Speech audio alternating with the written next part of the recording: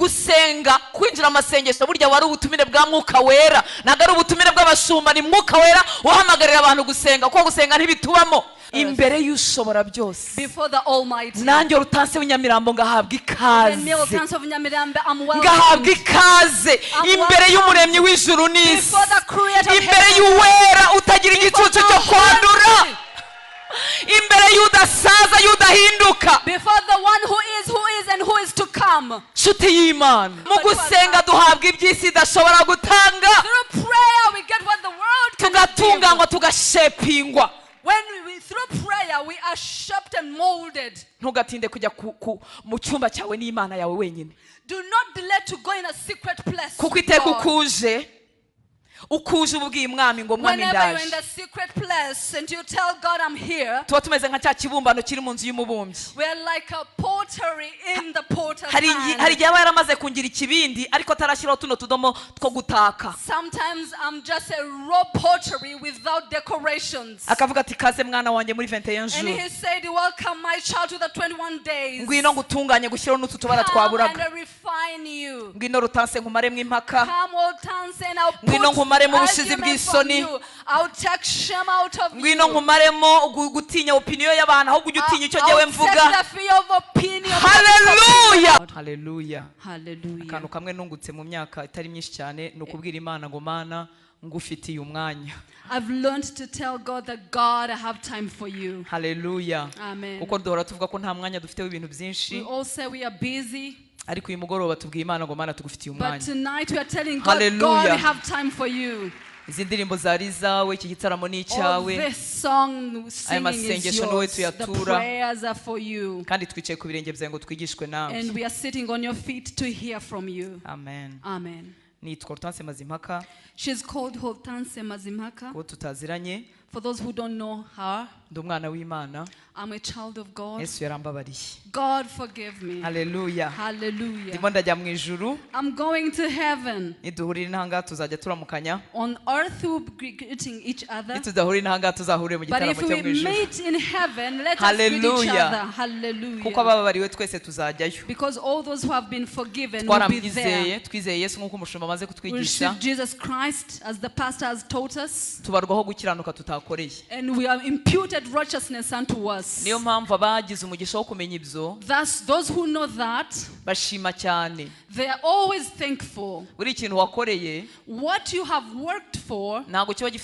ugishima cyane kuko washyizemo imbaraga zawe you don't appreciate it so much because you worked for it. ariko ikintu waherewe ubuntu But what has been given to you freely, kandi niyo ugurisha ibyo ufite byose utari bukibone and even if you sold whatever you have for you to get it, you won't get it. kigira agaciro It's more valuable. twarababariwe We were forgiven. twabazwaho gukiranuka tutakoreye Our righteousness was imputed to us. We didn't work for it. twahindutse abana b'Imana We became children of God. haleluya Hallelujah. icyo yadukoreye What he did cyaduteye kwihana tugihura nawe made us to repent when we met him. nibyo umukozi w'Imana yavuze ko umwuka wera naza azatsinda That's ab'isi what the servant of God said. When the Holy Spirit comes, will remind you. azatsinda ab'isi abemeza iby'icyaha He will convict of the world of their sin. yego abazaba konvinsinga ko ari abanyabyaha He will convict them of their sins. ariko uzi umuntu w'imfura But you know the first umuntu w'umugabo w'imfura n'umugore w'imfura a wonderful woman and bibereyeho man. neza umusore They're n'umukobwa having good wiyubashye life, a good, beautiful lady. young man. mwarwana ugiye kumwemeza ko ari umunyabyaha How can you convince them that they are sinners? ariko iyo duhuye n'umwuka w'Imana But when we meet with the Holy arakubwira ati Spirit, "Oruta, uri umunyabyaha He convicts you of your sin. ati kandi ukeneye imbabazi And z'Imana He tells you that you need God's ntabwo mercy. wakwikiza ingeso nziza ntizagukiza ubupfura ntibwagukiza Good behaviors cannot save you. ndamushimira ko nanjye yangezeho But I thank Him that He came to me. Hallelujah. Hallelujah. akangirira neza And did good to me. nkaba ndi mu rugendo rujya mu ijuru And I'm on my journey to heaven. umushumba wanyu mukuru The bishop yarambwiye ngo tuganire ku nyungu zo gusenga asked me to share with you the benefits of prayer. Imana imuhe umugisha arakoze kunyemera guhagarara hano God bless him for giving me this opportunity. nabo mukorana umurimo mwese And for those he serves with, tugiye kuganira ku nyungu zo gusenga I'll share with you the benefits of prayer. nibwe mu mutima wanjye was inspired in my heart ku inyungu zo gusenga tutazizi zose that we don't know all the benefits of prayer. tumenyaho gakeya We know partial, we know partially. ntabwo twazimenya ngo tuzirangize We cannot know everything. ni ebyiri numva ku mutima wanjye ari buvugeho I will share with you only two. ikindi numva navuga And the other thing I would like to say, cyangwa naheraho or I would like to submit, nuko gusenga atari uko abanyembaraga praying is not for the strong. gusenga si uko abanyembaraga Praying is not for the strong. kuko umunyembaraga ntakeneye help ntakeneye ubufasha Because ntakeneye the icyo yishingikirizaho arabishoboye The strong man doesn't need help up to be buttressed because they are able. ahubwo umunyantege nkeya But a weak person, niwe ukeneye icyo yishingikirizaho they need to be buttressed. haba ubwo rero tubyitiranya tukagira ngo gusenga nuko abanyembaraga Sometimes we think prayers is for the strong. ahubwo abanyantege nke bazi ko bashobozwa byose na Kristo On the contrary, the weak appreciate God's help. abanyantege nke bazi ko bashobozwa byose na Kristo The weak appreciate that they can do all things through Christ. bazi ko ari we ubagize They know that He made them. bazi ko nta kintu bakwishoboza They know they can do without Him. bamutumbira ubutamukuraho They amaso focus on Him. haleluya Hallelujah. ntibamenyera ineza ye They never get familiarized with His goodness. ntibamenyera impano They abatije never get familiarized with what He has done for ntibamenyera them. ikintu na kimwe muri uru rugendo They rw'agakiza don't get familiar with bahora what He's bazi doing neza in ko this bashobozwa na journey. Kristo Because they know that they can do all things because ikintu of Him. kigushoboza rero ntushobora kukibagirwa What can enable you, you can forget. uzitegereza umuntu ufite ubumuga bw'amaguru kandi amaranye igihe atari Look- wavunitse vuba aho ngaho Look at a lame person. umuntu umaranye igihe ubumuga bw'amaguru Somebody who has been lame for some time. ntashobora guhaguruka yibagiwe imbago ze They cannot go up without their crutches. ariko iyo uvunitse vuba aho ngaho ushobora kwibagirwa kwihagurukiraho But when you are freshly fractured, you can forget the crutches. uriya muntu umaze igihe uzi ko amaguru ye atagira But imbaraga that person who has been using the crutches for some time, ntashobora kwibagirwa guhagurukira ku they mbago cannot forget the crutches. kuko imbaraga ze niho ziri Because the strength, their strength gusenga dwells si in uko the crutches. abanyembaraga Prayers is not for the strong. turasenga kuko tutabishobora We pray because we can't. uru rugendo rurimo imitego myinshi This journey has so many umwanzi hindrances. araduhiga amanywa nijoro The devil is hunting for us day and night. na yesu ubwo yaratubwiye ngo inzira ijya mu bwami bw'imana The irafunganye Bible, Jesus Christ said the Lord to heaven ntabwo is yesu yigeze narrow. aduhisha yesu ntiyigeze He aduhisha didn't hide anything from us. haleluya Hallelujah. yaravuze ngo umuntu niba ashaka kuba umwigishwa we He said, if you want to be my disciple, ngo niyiyange you deny yourself ngo narangiza yikorere umusaraba and mukurikire carry my cross and follow me. ninde wabwira ko kwiyanga byoroha Who can say that denying yourself is easy? birabiha It's sour. kuko kamere yanjye hari ikintu yashakaga Because my flesh is asking me for something. kandi cyari koroha cyangwa And it kikanaryoha would be easy and sweet. ariko kuyibuza kugikora But refusing me to do it nibyo bigoye is hard. hamwe n'ubufasha bwa mwuka wera But with the help of the Holy hamwe Spirit n'ubuzima busenga and with the prayer urwo rugendo life, turarugenda we can walk that aho hari journey. amahwa tukahatambuka We go over iyo those mitego thorns, y'umwanzi the tukayisimbuka snares, we jump over them. gusenga rero nibyo abantu bazi ko uru rugendo ruri serious kandi ko rutashoboka mu mbaraga z'umuntu Now those who pray, they know that this journey is serious and they cannot do it with human strength. kandi uko bizagucanga sorry mba numva icyo kinyarwanda kitiyubashye ariko numva aricyo kibangutse uko bizagucanga niko uzarushaho gusenga If you get the more you get confused, the more you pray. bitaragucanga hakiri ibintu ukora bigakoreka uzasenga gake If you're not yet confused, you won't pray enough. ariko nibigucanga nk'uko byancanze wa mugani wa musazi But if you get confused like I was confused, uzasenga pe you will pray indeed. haleluya Hallelujah. atari uko ufite imbaraga It's not because you have strength, atari uko umubiri utashakaga kurya not because your body doesn't want food, ariko kuko you have to nta kundi wabigenza but you have no choice. You ukeneye have to. gutabaza You need help. umuntu urimo arohama mu mazi ntabwo abanza gutunganya ikanzu n'umupira aravuga ati mu ntabare ndarohamye Someone who is drowning that they don't have time to put themselves together. They cry for help. haleluya Hallelujah. gusenga rero ni uko umutima ukeneye imana buri munsi Prayer is for a heart that needs God every day. ni uko umutima uciye bugufi ubizi neza ko utabibasha It's a humble heart that recognizes that it cannot do by itself. kandi iyi Imana y'imbabazi And God of mercy, yaravuze ngo abicisha bugufi bahera He ubuntu. said that for the humble, He gives freely to them. Haleluya. Hallelujah. Abicisha bugufi bahera For ubuntu. the humble, He gives them freely. Ibintu waherewe ubuntu ni ibintu bitangana nawe, ni ibintu utamerita, ni ibintu udakwiriye, ni ibintu utigiye, ni ibintu bitajyanye nawe. Those Haleluya. things that are given to us freely that we didn't melt, that they are not of our level. Abicisha bugufi bakayambaza ibahera ubuntu. Those who humble themselves and cry for His help, He gives to them freely. Ibaha kumenya ibyo batari kumenya, He gives them to know what they wouldn't ibaha have kugera aho known. batari kugera, They go further where they wouldn't have gone. ibahishurira amagambo y'Imana He batari reveals the guhishurirwa, words of God they wouldn't have known. ibaha kumenya Kristo buri He munsi. gives them to know Christ every day. Haleluya. Hallelujah. Gusenga nuko imitima ikeneye Imana. Prayer is for those hearts that need God. Gusenga nuko imitima iciye bugufi. Her prayer is for a humble heart. Habaho kundi gusenga gukorwa n'abantu benshi ariko kutariko. Now there is a corporate prayer which is not right. Corporate prayer. Nakuzonze. Sorry. Nigeze kubaho umusemuzi kera niyo mpamvu njya kwiha gukosora abasemuzi kandi ntazi Icyongereza. Haleluya. Hallelujah. Habaho gusenga kujya gukorwa n'abantu bamwe na bamwe. Corporate prayer ndimo nibaza ko ari isengesho rihuriyeho nkuko muyarimo. Niko nibaza. So hari gusenga kutariko abantu bamwe bajya bakora, reka bariko tuvuga. Okay, there is a wrong prayer that people normally do. Kumera nko guhinduka ukuratira Imana ibyo twashoboye. Kuratira Imana mbese nka wa mufarisayo ukuntu yasenze ngo urabizi Imana ngiye niyiriza kabiri mu cyumweru, urabizi ntanga bibiri byanjye ntanga 10 kimwe mu 10 cyanjye, simeze nk'abari abantu babanyazi badafite imbaraga. In the presence of God they praise themselves of what they have achieved. Mbese bikaba nko kuratira Imana. It's like praising what they ubu do. mwarangiza 21 days ukavuga uti Imana na ya 21 nakoze yose ntacyo wabonye. So when after finishing 21 days they said, God, didn't you see that I've finished 21 days? Niba warayirangije n'ubuntu nshuti Imana bwaguhaye If you were kuyirangiza. able to finish 21 days, it was by God's grace. Ni n'ubuntu bwaguhaye iyo nyota ubu haraba hari ariko By God's batayarimo. grace that you had the thirst to do it. Haleluya. Hallelujah. Ukundi gusenga kutariko Another wrong prayer. ni ugusenga kwenda kumera nk'igiheko. Ese ubwo igiheko urakimenya mu Cyongereza mwana w'Imana? Ni ugusenga kumeze nk'igiheko. Igiheko ni nk'inzaratsi, ni nk'ibintu dukura mu bapfumu dukura. No, ntago njyayo. Bakura mu bapfumu. Mbese ni kimwe mu bintu umuntu yitabaza.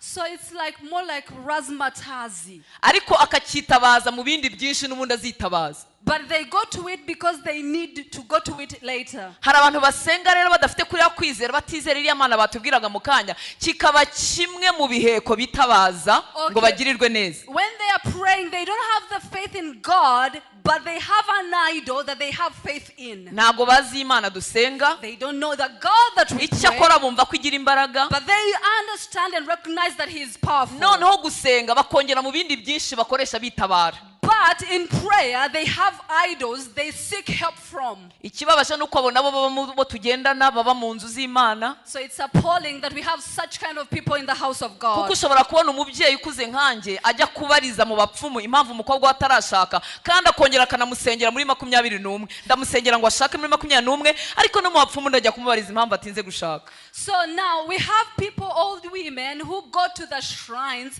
to ask the witch doctor why their daughters are not getting married, and they come back to church and also pray for their daughters to be married. Muri make gusenga kwa mubereye kimwe mu biheko yiyambaza. Ni nayo mpamvu n'abatizera Imana yajya batubwira ati mudusengere. Yahura n'ibibazo n'ingorane ati mudusengere. Ariko si icyo cyonyine ari bwitabaze n'ibindi. So this kind of people, they always tell us to pray for them, but they know they will go to somewhere else to seek help from. Icyampa bo ntibakabe muri twe. How I wish those kind of people are Icyampa bo not ntibakabe with muri us. twe. In the name of Jesus, Ukajya they are to wuburira be Imana thus. amaso ariyo yonyine uhanze amaso ariyo Focus utegerezaho your gutabara gaze unto kandi God. ibidatanga Seek your help ukabyihorera. from Him. Haleluya. If you didn't Ibyo itazaguha ukabyihorera. Whatever He doesn't give it to you, leave it. N'uburyo ibutangamo byaba bitaboneka ugategereza. And if you don't get it, you wait. Amen. Amen. Imana ishimwe cyane. Amen. Haleluya. Amen. Ntitwavuga rero ko tuzi inyungu zose zo gusenga, So we can't say that we know all the benefits of prayer. ariko hari ibyo tubona mu buzima bw'abizera Kristo But those- muri none mu bihe byacu. But there are those that manifest in our lives today. Hari ibyo tubona mu bizera Kristo muri generasiyo zacu baheshejwe n'ubusabane bafitanye n'Imana. There are those that we see in our current generation that is out of the community they Noneho have with Bibiliya yo God. yuzuye amakuru y'ibintu byakozwe n'abantu basenze. Now, the Bible is full of stories of people, what they achieved through prayer. ntago twabavuga ngo tubarangize. We can't list all of them. Turabona abantu Nehemiya batinya gusaba umwami ingabo bagasenga Imana ikabagira neza. Turabona aba Esteri basenga ibintu bigahinduka. Turabona mu isezerano rishya basenga ibintu bigahinduka. We have Nehemiah, the Esthers, praying to God and change things. And also in the New Testament. Turabona aba Daniyeli, turabona Bibiliya yuzuye udutendo twakozwe tw'ibitangaza by'Imana hamwe n'amavi y'abantu barimo bashaka Imana. The Old Testament, look at Daniel. We have so many stories of exploits that were done in the Bible. Ikindi gitangaza ni agaciro Imana yahaye amasengesho y'abera. And the other amazing thing is the value that God attached to the effective prayer of the righteous. Imana yemeye ko amasengesho y'abera agira icyo akora mu byemeza Imana yifatira ubwayo. Now, God allowed the prayers of the righteous to affect what he does on earth. Sinzi niba iki kintu cyumvise. I don't know if you understand this. Imana yahaye agaciro amasengesho y'abera. God attached value to the prayers of the Ku buryo righteous Imana yemeye ko amasengesho y'abera to the point that the prayers of the righteous agira ibyo akora mu byemeza Imana ifata. influence God's decisions. Ariko Imana umuremyi w'ijuru n'isi itagira umujyanama. But the God, the creator of heavens and earth, who cannot be cancelled, Ikemera amasengesho yawe n'ayanjye akagira uruhare mu byemezo byayo. and he needs your prayer and my prayer to influence Imana his iduha imbaraga decisions. n'inyota zo gusenga. May God give us the thirst to pray. Imana iduha ubuntu n'imbaraga. May God give us the strength and the grace. Haleluya. Hallelujah. Muri Yakobo haravuze In James igice cya 5 umurongo wa 16 n'uwa 17 5:15 up to 17. ngo mujye ndakoresha bibiri ijambo ry'Imana I'm using the Bible Yitwa version. Yego. Ijambo ry'Imana. aravuga ngo mujye mubwirana ibyaha byanyu kandi musabirane kugira ngo mukire indwara. Isengesho ry'umuntu w'intungane rigira ububasha kandi Imana irikoresha umurimo wayo. Confess your trespasses to one another and pray for one another that you may be healed. The effective fervent prayer of the righteous man avails much. Haleluya. Hallelujah. Isengesho ry'umuntu w'intungane The fervent prayer of a righteous man. nibigera ku butungane ntibigukange. Do not be scared by the word righteous. Niba warizeye Kristo, If you believed in Jesus Christ, niba warizeye Kristo koko, if you indeed believed in Jesus Christ, wabazweho ubutungane bwa Yesu. righteousness was imputed to your life. Kuko utarigeze kumenya icyaha, Because he was sinless. yihinduye icyaha ku bwawe He nanjye. became sin for my sake and for your sake. Twebwe duhinduka gukiranuka kw'Imana muri And we, we muri became the Kristo Yesu. righteousness of God because of Christ. Abantu bose bagezwemo n'ubwo buzima, And those who have received that kind of life, mu mutima wabo hahita havukamo ishyaka ryo gutunganira Imana mu buzima bwabo bwa buri munsi. in their life they are transformed to be righteous. Havukamo umwete, Their ambition or desire havukamo is ishyaka, born. havukamo icyifuzo cyo gutunganira The Imana zeal to be mu mibereho righteous yabo ya by buri God munsi. is born in them. Bimwe baba batarabishobora ariko bahora babishaka. Yes, they might not be able to achieve it now, but they always desire to achieve it. Ingamba ya mbere bafite mu mitima yabo ni ugutunganira Imana, Their first goal is to be righteous before God. kubera ko bahaye agaciro icyo babazweho bataragikorera. Because they gave value to what was imputed to them freely. Haleluya. Hallelujah. Iri sengesho ry'umuntu w'intungane ngo rigira ububasha kandi Imana irikoresha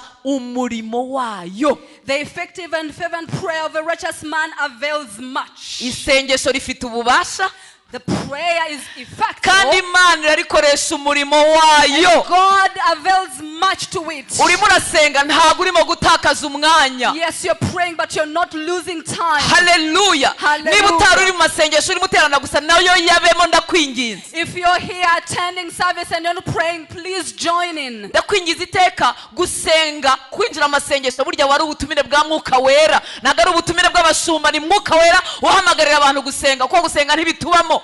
When we ask, they call for prayer, it's the Holy Spirit inviting us to pray because in us there is no prayer. Imana yahaye agaciro gusenga kw'abera, iravuga ngo rigira ububasha, rifite imbaraga. God valued the prayer of the righteous and said it is effective. Kandi Imana irikoresha umurimo wayo. And God uses it for his work. Muri make ni ibikoresha Imana igenda igakoresha ibyo yagombaga gukora mu isi. Meaning Amasengesho our y'abera. prayers is the tool of God he uses on earth. Haleluya. Hallelujah. Akomeza atubwira ngo Eliya yari umuntu umeze nkatwe.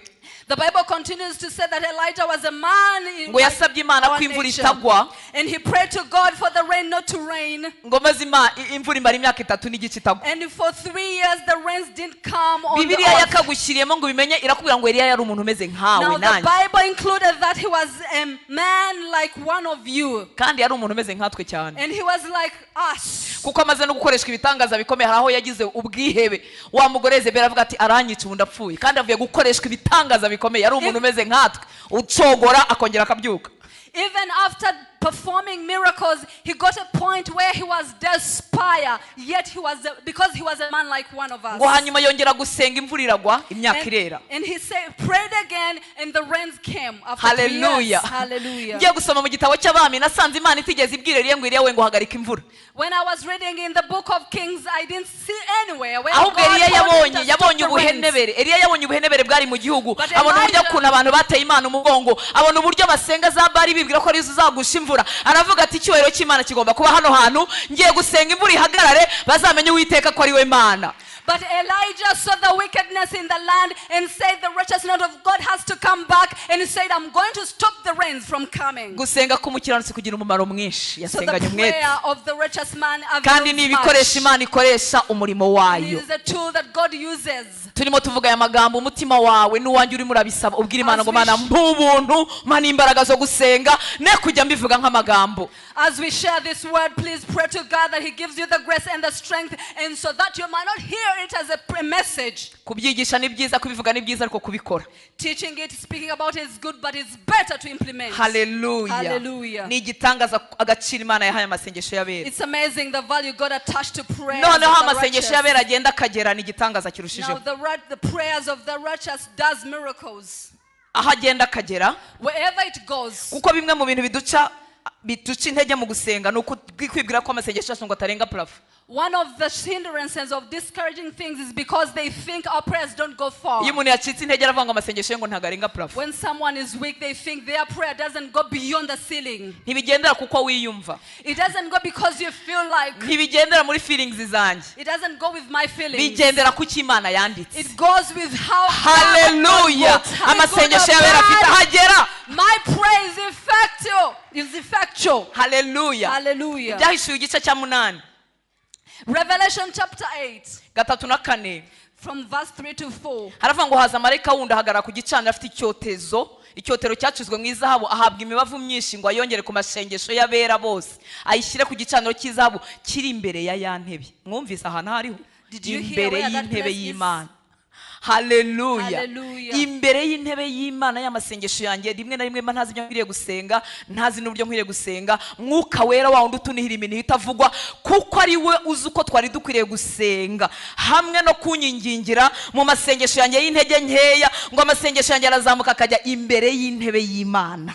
Hallelujah. My prayers ascend before the throne of God, even if I don't know how to pray, but the Holy Spirit aids me to pray. Hallelujah. Hallelujah. hanyuma ngo marayika akongeraho imibavu myinshi nta nubwo ari mike imibavu myinshi ngo yayihaye kugira ngo ayongere ku masengesho y'abera. Hallelujah. Hallelujah. Amen. ngo umwotsi w'umubavu uva mu kuboko kwa marayika uzamuka imbere y'Imana n'amasengesho y'abera. umwotsi w'umubavu uva mu kuboko kwa marayika uzamukana imbere y'Imana n'amasengesho y'abera. In the smoke of the incense with the prayers of the saint ascended before God from the angel's hand. ubu niki kitubuza gusenga? What should stop us from praying? ko bifite agaciro k'igitangaza. Because it is important. Imana ntiyabikingiranye. God did not stop it. yarabyemeye biraza He accepted it to come bigera mu kwera kwayo and came into his imbere holiness y'intebe y'Imana. before his throne. Hallelujah. Hallelujah. hanyuma marayika uhagaze imbere y'intebe y'Imana And the angel before the throne of God, afite umurimo he has a job to wo do. gufata indi mibavu To myinshi take much akayivanga incense n'amasengesho y'abera and mix it with the prayers ngo of the byarangiza bikavamo saints. umwotsi And bigahumurira from out Imana. of it comes the incense that smells so good. Hallelujah.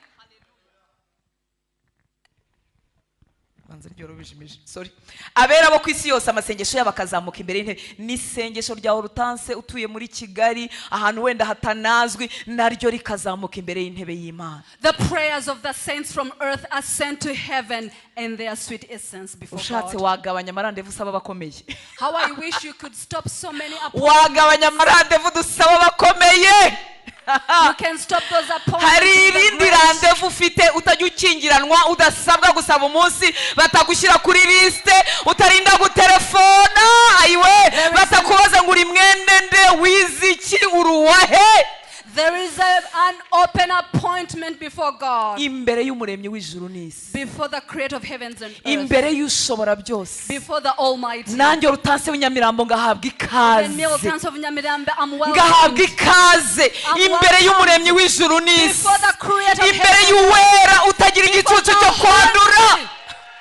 Imbere y'udasaza y'udahinduka. Before the one who is and who is to come. Nshuti y'Imana. A friend of God. Pawulo aravuze ngo umubiri we awukoze uburetwa. The Bible says, Paul says he buffets his body. awukoze uburetwa ngo nawe atazamara kubwiriza abandi agasigara So atembe. that he might be disqualified after teaching others. Koresha amaso yawe uburetwa. Use your eyes Uyakure muri screen ya telefone. from that screen. Uyakoresha uburetwa uyakure mu birangaza. Make your eyes, take your eyes away from those that distract Shuti you. z'Imana koresha umubiri wawe uburetwa ukure mu kigare cyari kiryoshye ariko ukure mugira umwanya wo kwihererana n'Imana. Take your body from all those groups and use it to use yewe gabanya n'imirimo yitwa ko ari myiza kugira ngo ujye kuvoma imbaraga zizatuma ubasha kuyikora igihe kirekire. You may also reduce those good works and be before the Lord. Yesu yavaga mu bantu bakimushaka agifite n'imbaraga zo kubakiza agifite n'ibyo bakoramo bose batari bakira ariko ngo akajya kurara ku musozi ararana na se cyangwa mu gitondo akabacika akajya kwihererana na se. Jesus would depart from people. He was still making miracles, helping them. They still love him, but he would separate himself to go before the Lord. Gusenga bituma ubu buzima twahawe buhinduka buzima muri twe butaba mekanike. Now prayer makes this life without being mechanic. Butuma ijambo ry'Imana riba rizima muri twe. It makes this word of God being life in us. Umugaragu w'Imana amaze kutwigisha kwizera udafite kwizera utanezeza Imana. Has just taught us that we cannot please God without faith. Ariko kwizera kuzatuma aya magambo gusenga bizatuma ibyo ushaka kwizera bihinduka bizima muri wowe bitaba inyuguti. But faith will make what you believe in to be life, not just letters. Hallelujah. Amen. Ijambo ry'Imana tuvuga ko kwizera kuzanwa no kumva atari amagambo ariyo yose amagambo ya Kristo. The Bible says that faith comes by hearing and by hearing the word of God. Nuvuga ngo amagambo ya Kristo yagize umwanya mu mutima wawe agahindura uko utekereza kwizera kuzazamuka. Now if the word of God has a place in your heart, ariko gusenga kumeze nko kubisukamo amavuta kumeze nko kubitera guturuna bikagira ubuzima. Now faith is like resuscitating or rejuvenating your life. Hallelujah. Hallelujah. Hallelujah. Hallelujah. Kandi nusenga And when you pray, tuzabibona somehow. Tuzabibona atari uko ukuyemo inzu cyangwa imodoka ubuzima bwawe buzagenda buba softer and softer. Cyo cyogeza nicyo cyangwa nimba ndabiyemereho. Buzagenda bworoha. your life, when you pray, life becomes softer and softer. Niba uri umuririmbyi If you are a worshiper or singer, kandi Imana iguhaye indirimbo nyinshi dukunze, and God gives you inspiration of songs, we ntuzazamukana natwe tugushima. you will not go ascend with us. Uzarushaho koroha. You will be softer. Ubugwaneza buzagwirira muri wowe. Goodness will dwell richly Kuko in you. kukwizera twavugaga n'ukwizera kukorera mu rukundo. Because this faith works through love. Uzarushaho gukunda Imana no gukunda abantu. You love more people and God. Nuzabura umuvugabutumwa And if you're a preacher, ntabwo hazasohoka teoloji nyinshi gusa. you will not mention only what you learned through theology. Hallelujah. Hallelujah. Hazasohokamo n'ubuzima. But your words will bring life. Ushobora kuzavuga ibintu byoroheje You will say lighter messages, ariko bikaza bifite ubuzima. but it comes with power, with life. Bakozi b'Imana mukiri Servants batoya, of God who are still young, ndabinginze nshuti I z'Imana. beseech you, friends Isi irimo of God. iradukurura. The world is pulling Tugomba us to gukora its- tugashaka amafaranga. We should work. Tugomba gushaka ubuzima. We should look for living. Biratugoye. It's hard. ariko ndabinginze kubw'imbabazi But z'Imana I beseech you by the mureke grace of tumere God. nk'abikeba kuko Let us kwikeba sacrifice birababaza ourselves because it's hard. tugire umwanya wo kwirana n'Imana twenyine Let us have a umwami secret naduha life with ubuntu God. aduhe n'imbaraga zo kuva muri ibi bizunguruka bitajya birangira ni To ask for byinshi grace and strength. There is a lot to distract us. Imana itugirire neza May God be gracious ubushobozi to noneho us. Imana yahaye gusenga ubushobozi yabishyizemo bwo guhindura ibintu God gave the power to prayer to change things. reka tuhavugeho twe kuhasoma kubw'umwanya We'll mention it quickly mu because ngoma of time. kabiri igice cya karindwi abasenga benshi barahaza umurongo wa 13 n'uwa 14 2 Kings chapter 7, 14, 15. haleluya Hallelujah. Salomo yari amaze gusenga Imana irazira ko yumvise gusenga kwe Solomon had just prayed and God had his prayers. Imana iravuga ngo nindamuka nkinze ijuru And the Bible says that if I close the heavens, ninde wakinze who has closed the heavens? Imana ubwayo God kandi murabizi himself. ko iyo yakinze nta muntu ukingura And you know when he closes, nobody can open. Imana iravuga ngo nindamuka nkinze ijuru But he says, if I close the heavens imvura ntigwe and there's no rain, ninteza igihugu mugiga and if I bring pestilence upon a nkabateza land, inzige and I bring locusts ikarya imyaka yabo to eat their fields, byakozwe nande who has done it? byakozwe n'Imana ubwayo It was done by God himself. kuko abantu babaga bayiteye umugongo ikabohereza ibibayigaruraho Because people abandoned God and he'll bring ariko pestilence wumva upon Imana their y'imbabazi lives. wumva But Imana because of y'imbabazi mercy, but he- wumva God of Imana y'imbabazi God of mercy. irivuge ngo njyewe ubwanjye ninjye But wakinze he said, myself I closed. ngo ariko abantu banjye bitiriwe izina ryanjye But if the people never my name, nibicisha bugufi if they humble themselves haleluya Hallelujah. bakihana and repent bagahindukira and turn, bakareka ibyaha byabo And live bagasenga They'll pray. zumva ndi mu ijuru mbakirize and igihugu I'll hear from heaven haleluya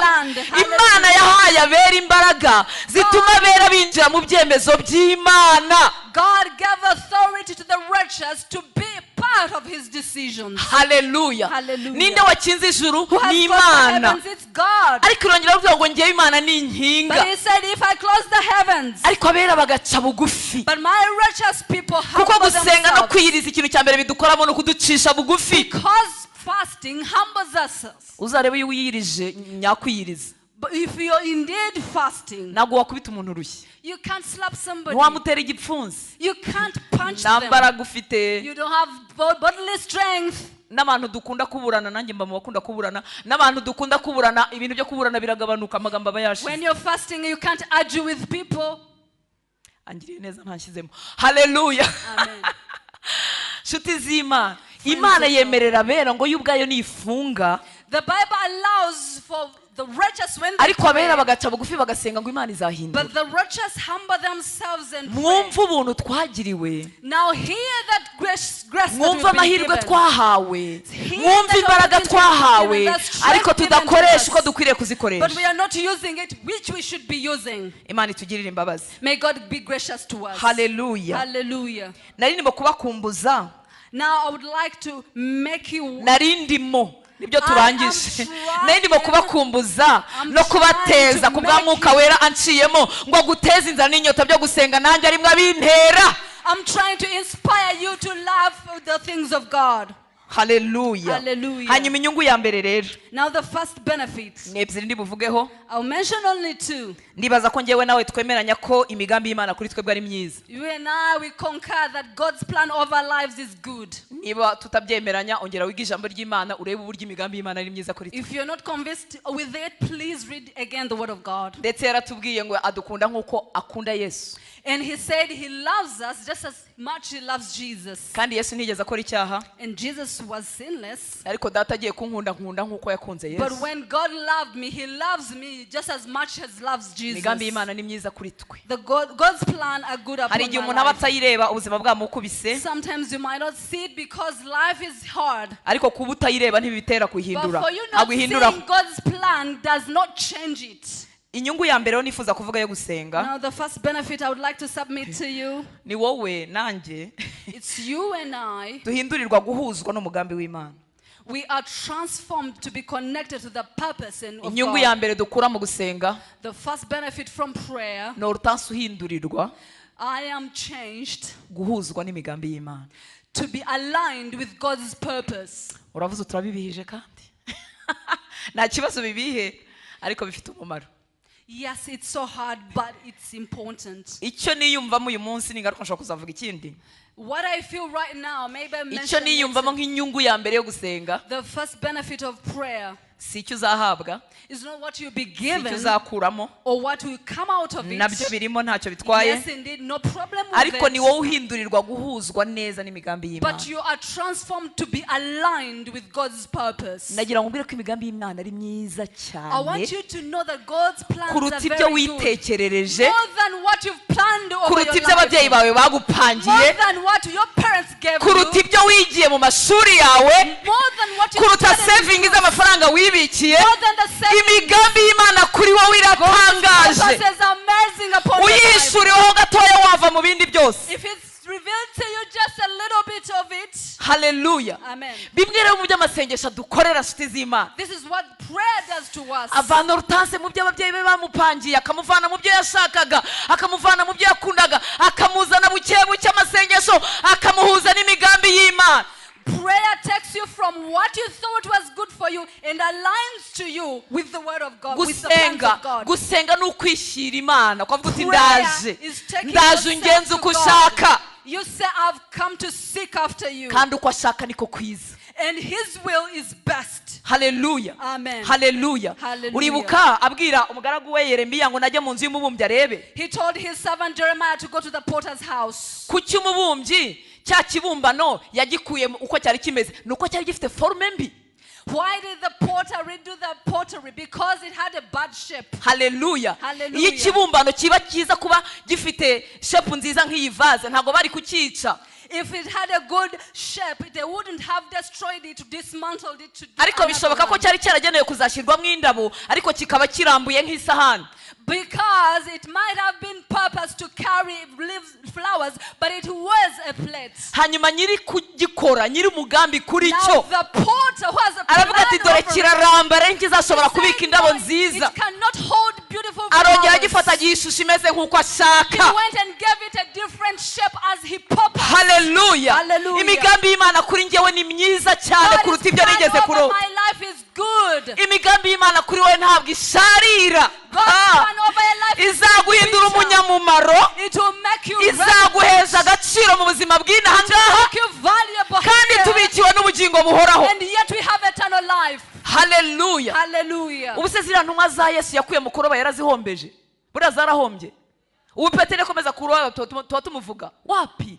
So that the disciples didn't miss out anything. If they didn't follow him, we won't be mentioning Ariko them. Yesu aza mu buzima bwacu. But when Jesus comes to our lives, Haleluya. Yahamagaye Petero amaze kumuhamagara. He called Peter. Igihe kimwe Petero yari yarayaroba, one day Peter nta had spent the kintu whole night yafashe. fishing with no Hanyuma umunsi fish. Yesu yamutiye ubwato, Then he borrowed him the boat. amaze kumutiza ubwato amusubiza kuroba, ajya kuroba ku manywa amafi arayafata. And he went during the day and fished so many fish. Ariko umva kano kantu, umva kano But kantu listen niko to k'ingenzi. Aka kantu niko k'ingenzi kuruta gufata amafi. Here, this is what is more important than getting the fish. Petero amaze kuroba amafi arayasiga.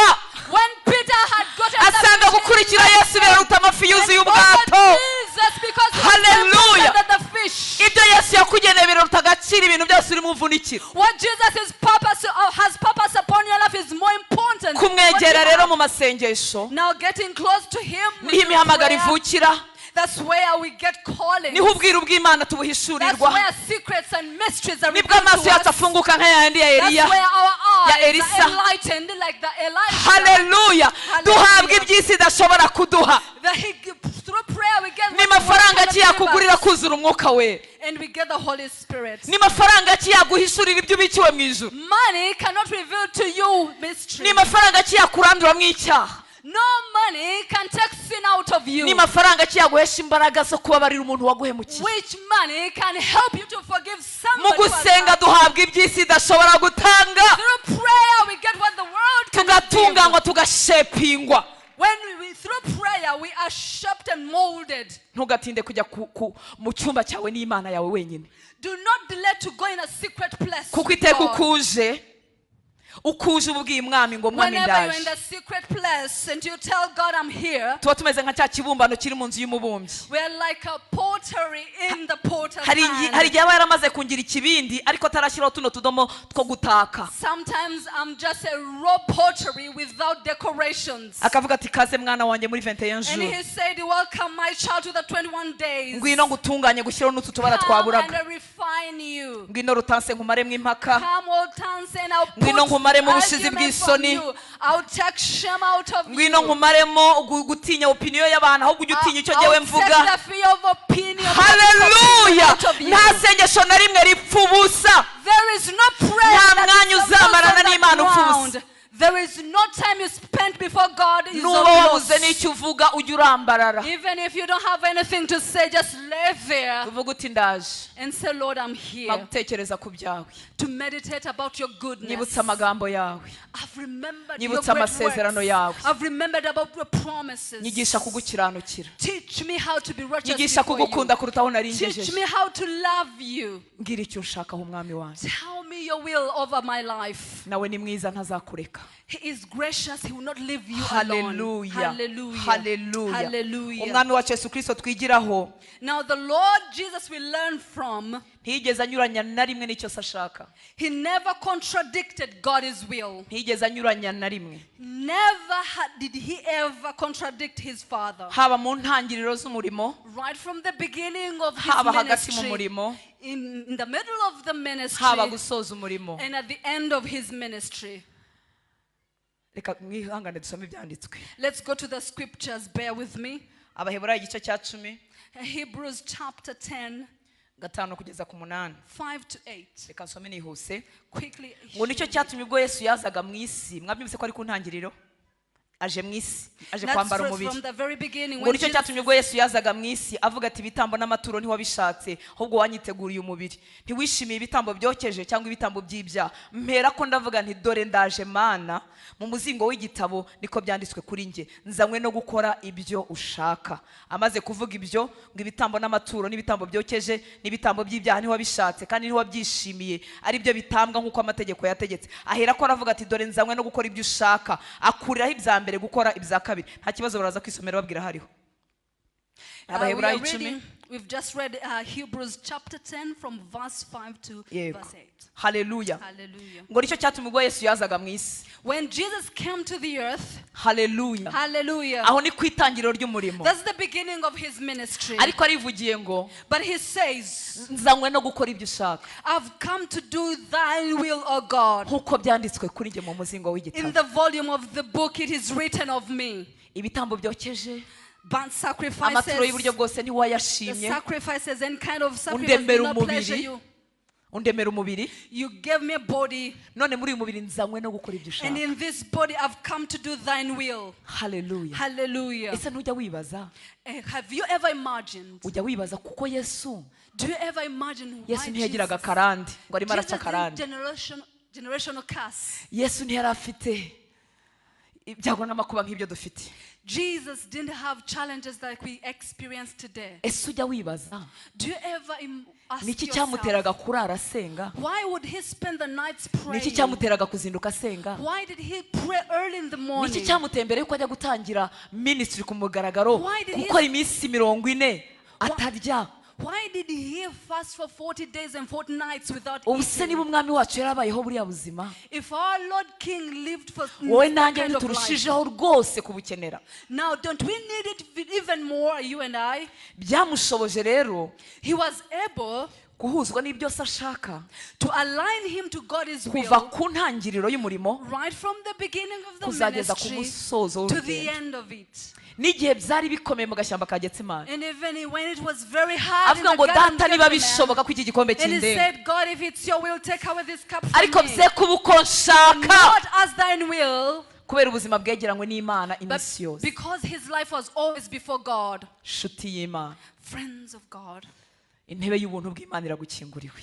the throne of God is open to you. Yaravuze ngo nituyegere He tudatinya. said, come boldly before the throne of God. ni intebe y'ubuntu, It's the grace, the throne of ntabwo ari grace. intebe y'urubanza. It's not the throne of judgment. N'iby'urubanza bizaza, ariko tuvuga ngo nimwegere Yes, intebe it will be there, y'ubuntu, but he asking us to come close to the mwegere throne intebe of y'ubuntu grace. mudatinya. Come boldly to the throne of grace. Ni iki kikubuza kumwegera? Now, what is stopping you from coming to Ese him? n'ibyaha bikuzuye? Is it because Ese you're nuko full of umusezeranya sins? ntusohoze? You always promise and don't fulfill. Jya uza utyo, Yes, do like that, ujya uza gutyo, but come the way you are. wabyishe, Yes, wabivanze. you've mixed hari n'ibintu things. by'ubupfapfa tujya tuvuga abwira Imana ngo Mana ngo nukuri ndaraye sinzongera, kandi n'ubundi uzongera. Sometimes we swear and say, God, I swear I will never do it again, and we do it Jya again. uza umeze utyo, Come the way you ku are. ntebe y'ubuntu niho hava imbaraga Come before zidushoboza. the throne of grace. That's where you get Haleluya! strength. Aha niho tuvoma urukundo, That's where we aha niho tuvoma kumukunda no kumwumvira, That's where we get love. aha niho tuvoma gukomera n'ahameze That's nka where Getsemani. we fetch strength. Imana ishimwe cyane. Hallelujah. Haleluya, Hallelujah. haleluya. Hallelujah. Ku ntangiriro y'urugendo yarabyubashye, hagati mu rugendo, In mu the minsi mid- ye yambaye umubiri, In the middle hose of his yasohoje ubushake bwa ministry, Data. he fulfilled Muri God's Yohana igice cya purpose. 4, ubisubire mutarinze gusoma. Yohana igice cya 4 John chapter 4, umurongo wa 31 kugeza kuri 34. from the verse 31 to verse Arimo 34. aganira na wa mugore, abigishwa be bagarutse, When he was talking with the lady on the well, barimo bamubwira ati se mwigisha twazanye ibiryo, the fungura urye. disciples were back and giving him food and said, Master, eat. Aravuga ngo mfite ibindi byo kurya mutazi. He said, I have another kind of food you don't know about. Haleluya. Hallelujah. Mfite ibyo kurya mutazi. Abigishwa baribaza bati hari undi muntu wamuzaniye ibyo kurya? The disciples asked themselves, somebody brought him food. Yesu arababwira ngo ibyo kurya byanjye He said, my food ni ugukora is to do, ibyo uwantumye ashaka my God, the one who sent me, no kurangiza umurimo we. and to accomplish his work. Mumbabare hano hantu muhumve. I want you to listen to this place. Ibyo kurya nibyo bidutunga, Food sustains our body, ndetse ni n'umunezero iyo umuntu atarwaye and it's a kandi pleasure while yabonye eating. kurya ibyo akunda. When you eat what you like. Yesu arababwira ngo mfite ibindi byo kurya mutazi. He said, I have food that you don't know about. Ibyo kurya byanjye That he said, my food ni ugukora ibyo wantumye ashaka. is to do the will of the Muri Father. make mbeshejweho. In Haleluya. other words, Ubuzima bwanjye I bushingiye, live, umunezero wanjye ushingiye, I live kubaho kwanjye gushingiye My existence gukora ibyo uwantumye depends ashaka, to do the will of the one who sent me, no kutabicira hagati, no kurangiza umurimo we. and to fulfill it to the end. Iyo tubuze gutinda ku ntebe y'ubuntu, When we don't come to the throne of grace, iyo tubuze ibi bihe byo kwegerana when we n'udushoboza, don't have time to come to the one who can enable us, tujya dutangira dukora ibyo wadutumye ashaka. Tujya dutangira dukora ibyo wadutumye ashaka, we start by doing the will of the one who sent ariko us, kurangiza bikabura. but accomplishing ceases. Ukaba wari uw'umumaro mu itorero ry'Imana. Yes, at the beginning you are relevant in the house of God. Impano zawe zatugaburiraga, Yes, your talents and gifts were important to the zatungaga abera church. benshi. Yes, many were benefiting from your calling. Urukundo rwawe rwakomezaga abera benshi. Your love strengthened many.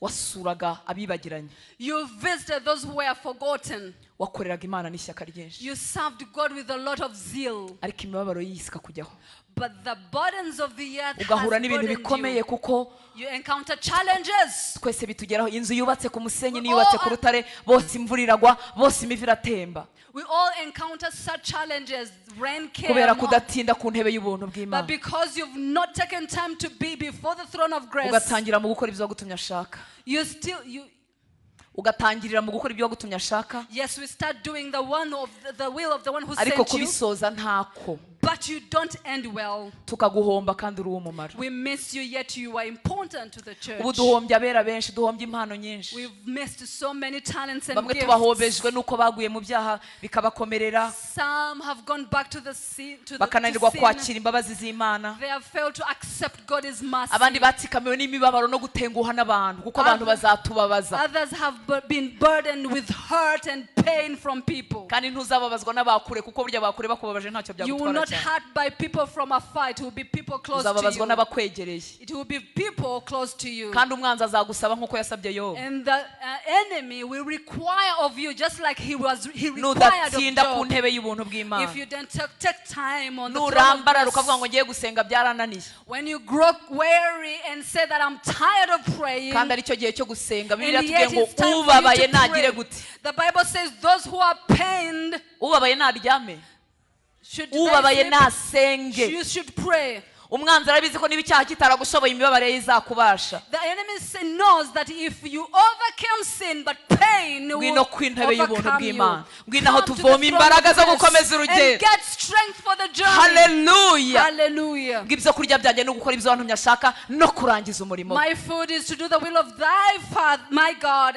and to accomplish it. Imana ishimwe cyane. Praise the Lord. Hallelujah. Hallelujah. Ahandi yaravuze muri Yohana 5:19 ngo ntacyo nkora ntabonanye data. John 5:19, he said, I can't do anything outside Muri God's make will. nta bintu mpimba. He said, I'm not reinventing anything. Biranyorohera kwigana data no It's kwikonforma kuri easy we. for me to conform myself to the will of the Father. Imana ishimwe cyane. Hallelujah. Nanone muri Yohana 17 arimo asoza urugendo. John 17, as he was concluding his Yaravuze ngo ministry, data ngo nakubahishije mu he isi. said, God, I honored you in this earth. Ayi cyama akaba aribyo nzavuga ku iherezo ry'urugendo. How I wish I would say that at the end of my journey. Hallelujah. Hallelujah. Hallelujah. Hallelujah. Nta mumaro bizaba bifite kuvuga ngo nagize ibibwirizwa byinshi kuri YouTube. will Ikizaba be- gifite umumaro mu maso y'Imana ni ukuvuga ngo nakubahishije mu isi.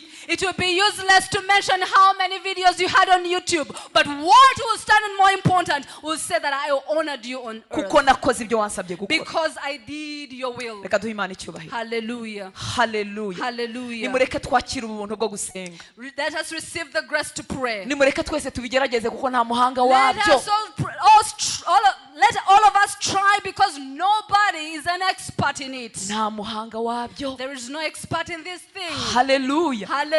Njya senga nkabwira Imana amagambo menshi. I always pray and tell God so many words. Ariko hari igihe ubuzima bunkubita icumu. But sometimes life is so hard and presses me. Icumu. Umwambi wa mubi waka umuriro. He pierces me like with an arrow, a hot arrow. Pawulo yarabitubwiye mu Efeso igice cya 6. Paul tells us Mube mufite ingabo yo kwizera that kugira ngo muzashobore kuzimisha imyambi ya wa mubi yaka umuriro. get hold of the shield of faith so that you can extinguish the arrows of the Ari enemy. igihe umwambi wa mubi waka umuriro uguhinguranye. Sometimes that burning arrow of the enemy pierces you. Icyo gihe amagambo menshi ngira yo gusenga arashira. And sometimes I have no words to pray. Nkarambarara imbere y'Imana. And I Navuga lie nti before the Lord turaziranye. and said, God, you know. Nkayibwira ngo uri uwo kwizerwa nubwo ntabyumva. And I say, you are faithful. Hallelujah. Understand it. Uri uwo kwizerwa nubwo ntazi impamvu y'ibimbayeho. Faithful, although I don't know what is happening to Ku me. ntebe y'ubuntu nkakura imbaraga. From the throne of grace, I Ibyiringiro bikongera bikadudubiza. I get more. Hallelujah. Imbaraga zo gukomeza urugendo I zikagaruka. get strength for the journey. Reka tumuhe icyubahiro yo kabza. glorify Reka him. tumuhe icyubahiro. Let's Waduhaye glorify umuyoboro wo kuvugana nawe. He gave us the channel to communicate to him. Hallelujah. Hallelujah. Nuko Yesu arangiza urugendo avuga ngo nakubahishije mu So isi. Jesus accomplished his mission and said, I honored you in the earth. Nakoze ibyo wansabye gukora. I did whatever you required of me. Gusenga bizagutera will make you guhuzwa to be n'imigambi aligned y'Imana. Ese to murumva what guhuzwa the n'imigambi y'Imana ari purposes of bibi? God. Icyanyuma ndekeraho sinkivugaho So menshi. the last benefit of prayer. Hallelujah. Hallelujah. Mana ishimwe cyane. Hallelujah. Iki ngiki akenshi tugitarukiraho. Gusenga Prayer kuzasenya imigambi ya Satani ku isi. will destroy the works of the enemy on earth. Ariko ni bande Imana ikoresha gusenya imigambi ya Satani ku But isi? which people does God use to dismantle the works of the enemy? N'abantu bagandukira Imana. The people who are obedient to God. Yakobo 4:7. James Yego 4:7. 4:7. Haravuga ngo nuko rero He said, subiramo ibyo byanjye ntacyo. Nuko rero now mugandukira Imana. submit to God. Mugandukira Imana. Submit to God. Murwanye Satani. Therefore submit to God, resist the devil. Yego. Murwanye Satani nawe azabahunga. And he will flee from you.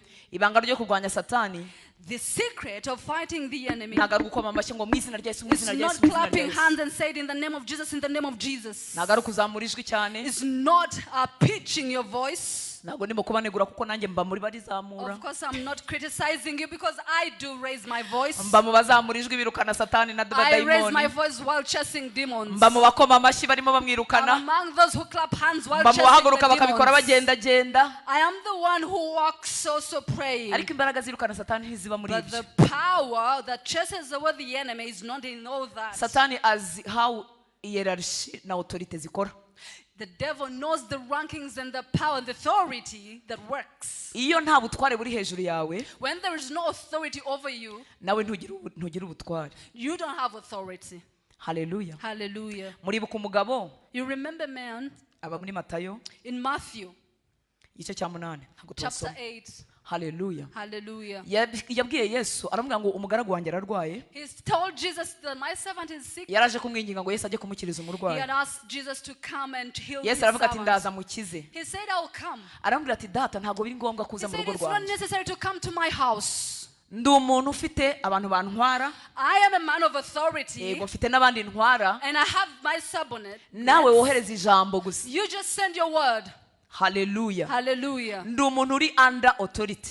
I'm a man and authority. Iyo ntegetse baragenda. When I command, they Mbwira go. umugaragu wanjye umwe ngo va hano ugende, When I command my servant to go, kandi nanjye hejuru mfite ubutware and above me I bunyobora. have authority over me. Hallelujah. Hallelujah. Hallelujah. Hallelujah. Biratangaje uburyo Now it's amazing how twignoringa ubwami bw'umwijima, we do ignore the dark world. kandi byose byanditse muri Bibiliya. Yet it is written in the word of God. Uwatubwiye The ngo one tugende who mu mahanga told yose us tuvuge ubutumwa bwiza, That go forth through the word and preach the word. ni nawe watubwiye ko twirukana satani nawe And he is aragenda. the one who commanded us to Ni cast nawe out waduhaye ubutware bwo demons. kujya kwirukana And he abadayimoni mu gave us the bantu, authority and power to cast out demons. kandi yanabikoze kenshi. And he demonstrated it so many times. Hallelujah. Hallelujah. Influence y'ubwami bw'umwijima irakora, iruzuye, irahari.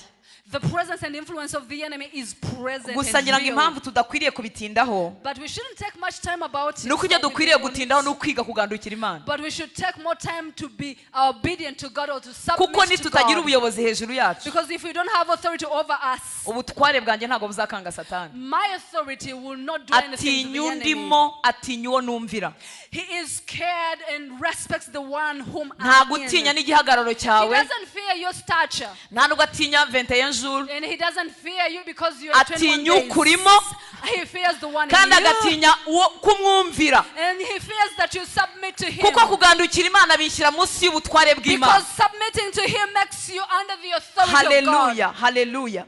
Ntabwo turi busome ko umwanya wagiye, Without reading, because of ariko uze time, gusoma igice cya 6 cy'Abaroma. you read chapter 6 of Romans. Uze kugisoma neza umurongo ku murongo, Read it from verse to verse. numanuka hepfo ku murongo wa 16. When you reach to Haravuga ngo uwo twumvira uwo twumvira tuba tugiye munsi y'ububata bwe. we go under his Iyo tubaye imbata z'icyaha, when we become servants ninde of ubutegetse sin, hejuru yacu? who is over us. Mu nyumva nshuti z'Imana, Hear me. twemera ubuntu bw'Imana n'imbabazi We believe z'Imana, in the grace and mercies of God. ariko mu isi y'umwuka But in the spiritual world, abagira ijambo, those who command things, haleluya, amen, ni abantu bari munsi y'ubutware they bw'Imana, are those that are under the authority ni of abantu God. bitoza kugandukira Imana. Those who train themselves to Nicumura Imana submit. izambabarira, When I sin, He'll forgive me. nisitara Imana When izambyutsa, I stumble, He'll raise me up. izahora imbyutsa, izahora He'll imbyutsa. always continuously do that. Ariko ubutware mu isi y'umwuka, But my authority in the spiritual world, iyo nirukanye dayimoni, when I cast out demons, yavuga ati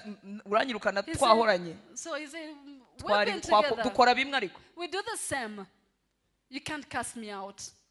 ndabinginze kubw'imbabazi I z'Imana. beseech you by the graces of God. Ariko uzi gusekwa na dayimoni, But you know to remember their spirits. bazi uko turara. They know how we sleep. Iyo twihisha abantu bo baba batureba, When kavuga we ati hide, Hortense the araje demons are ababeshye, seeing araje us. ababeshye n'aho avuye So n'ibyo they're yari arimo, saying, she's come to lie to you. bikanyambura imbaraga mu isi y'umwuka, And they empower me. bigatuma amasengesho y'abera adatwikira aho yagombye And they gutwikira. make our prayers Amasengesho y'abera powerless. agahinduka nk'utuntu turi aho ngaho tutagira icyo Our turema. prayers become fruitless. Reka ne kubivugaho byinshi. Let me not mention so much about it. Imana iduha ubuntu, May God give us the grace ikwibutse kuri ingabo y'umwami. to remind you that you're the army of God. Haleluya. Hallelujah. Nugandukira Imana, When you submit before God or to ubutware bw'Imana God, buzakorera muri wowe. the authority of God will work through Wowe you n'Imana and in muzakora you. ibihambaye hano. You and God, you Muzasenya do ubwami bw'umwijima mu muryango w'iwanyu. You destroy the Muzasenya ubwami powers of bw'umwijima aho darkness. utuye. You destroy the kingdom of God, the kingdom of the enemy where you live. Umuntu umwe wenyine Only one person ugandukira Imana, who's submitted to God. ubwami bw'umwijima buramutinya. The dark world fears them. Reka nsoreza aha. Let me conclude. murakoze kunyemera gukoresha uyu mwanya mukaba mutatashye. Thank you for giving me to use this time. Reka dusenge. Let us pray. Karibu mukozi w'Imana. Hallelujah. Hallelujah. Ese twahaguruka tugasenga. Let us all stand up and pray. Dusaba umwuka wera twigishe gusenga. We are going to ask the Holy Spirit to teach us to pray. Ndabinginze. I beseech you. Ndababwira nanjye nibwira. I'm ministering to you as I minister to myself. Nta muntu urasenga kugeza aho akwiriye kurekeraho gusenga. We've not prayed to the point where we need to stop. Nta muntu urabishobora ngo avuge ngo ngewe We narabirangije. have not achieved. Nobody has gone to that place. Niwo murimo tugifite tukiri nahangaha. That's the work we still have on earth. Tuzabirangiza igihe tuzabona Yesu amaso ku It maso. end when we see Jesus face to face. Ariko ukiri nahangaha ukeneye gusenga. But when you're still on earth, you need to Ukeneye ubuntu pray. bw'Imana We n'imbaraga. need God's grace and strength. Reka tumuzamure amaboko tumubwire ngo Let's raise our dushoboze. hands and ask Him to enable us. Tumubwire ngo dushoboze. We are asking him to enable us. Data tukuzamuriye amaboko. Lord, we raise our hands Ikimenyetso cyo kubwira ko as a tudashoboye. sign of surrender. Ntabwo dushoboye mwana. We can do by ourselves. Isi iradukurura. The world is distracting us. Imibiri yacu ikatunaniza. The body is failing us. Turakwinginze mwami w'abamuye mugoroba. We ask you, Lord of Lords, Ngo duhe inyota yo kugutumbira. give us the strength to focus on you. Duhe inyota yo kutagukuraho Give us the amaso. thirst to fix Twigishe our gaze on uko umuntu you. yaba muri ubu buzima. Teach us how to live Ushakisha this imibereho ariko life, akagira umwanya wo kwiherana nawe. to be with you. Twigishe gukura amaso ku bitagira umumaro mwami. Teach us to take our eyes from anything that distracts us. Twigishe kuba disciplined mu buryo dukoresha amasaha yacu. Teach us how to be disciplined, how to use our time. Mwami w'abami twigishe. Lord, King of Kings, teach Suka us. ubuntu hagati muri twebwe mwami w'abami. Pour your grace in our midst. Dukize kubivuga tutabikora tutabibamo. Help us, oh God, to Ongera watse umuriro wawe mu mitima yacu. reignite your fire in us. Suka umuriro wawe mu mitima yacu. Pour your Ishyaka fire in ryo our hearts. gusenga, imbaraga z'umwuka wera, The imbaraga power zo of the Holy kwiyiriza, Spirit. imbaraga zo kuzinduka no kubyukira imbere yawe. fast, to be in your presence. Izi ni ingabo zawe uzakorana nazo mu gihe cya nyuma. This is your army you're using in the Aba nibo uzakoresha gusenya ubwami These bw'umwijima. are the people you're going to use to destroy the kingdom of the Aba nibo enemy. uzakoresha kugaragaza ubwami bwawe mu These are the isi. people you're going to use to manifest your glory on the earth. Dushoboze gukunda kubana nawe. Enable us to be with Kura you. amaso yacu n'imitima yacu ku bitagira umumaro. Help us to take our eyes from the fruitless things of the world. Mwami w'abami, Heal our hearts. kiza ahacu harwaye. Heal wherever we are hurting. Kiza ahacu hashaka abantu kuruta uko hashaka wowe. Heal us wherever makes us to desire people, not you. Reka natwe ibyo kurya byacu bibe gukora ibyo wowe wadutumye ushaka. Let our food be to do your will Tugezeyo kubw'imbabazi zawe. by your mercies. Imbaraga z'umwijima zidutsikamiye. The powers of darkness Zitsikamiye abera yajya kubumbura akanwa ntibikunde. that is burdening and Yajya gusoma ijambo ry'Imana ibitotsi bikamurusha imbaraga. when they're trying to read Ubwo the word of buretwa God, bumenagurike they mu are izina rya dosing. Yesu. We destroy Igitutu cy'umwanzi these kimutwikiriye powers. ntabasha gusenga, araririmba bigakunda, yagira gusenga ntibikunde. Izo mbaraga zimenagurike, ubwo buretwa bumenagurike mu izina rya Yesu.